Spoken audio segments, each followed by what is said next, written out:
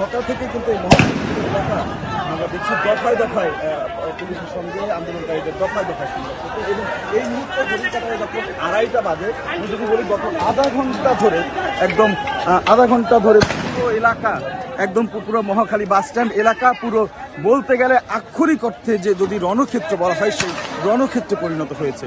এবং এইখানে কিন্তু আমরা দেখলাম দফায় দফায় কিন্তু পুলিশের পক্ষ থেকে এই দিক থেকে এই প্রান্ত থেকে টিয়ার সেল সাউন্ড গ্রেনেড এগুলো ছোড়া হচ্ছে এবং ওপাশ থেকে কিন্তু বলা যায় একদম ইটের বর্ষণ এই দিকে আসছে এবং পুলিশের সঙ্গে এই পাশটায় কিন্তু যুক্ত আছে এখানকার স্থানীয় আওয়ামী লীগ যুবলীগ সহ এখানকার বেশ কিছু আওয়ামী লীগের নেতাকর্মী এবং এই পাশে কিন্তু পুলিশের পক্ষ থেকে আমরা দেখতে পাচ্ছি ওই পাশ থেকে একদম সমান তালে ইটের বর্ষণ।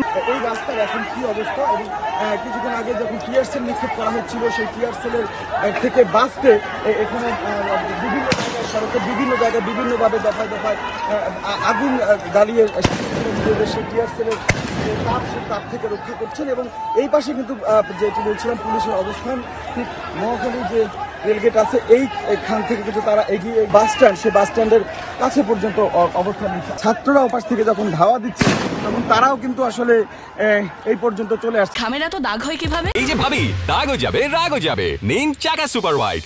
আমরা দেখতে পাচ্ছি ওই এখন ঠিক ওই প্রান্ত থেকে অর্থাৎ ছাত্রদের প্রান্ত থেকে খাওয়া দাওয়া হচ্ছে।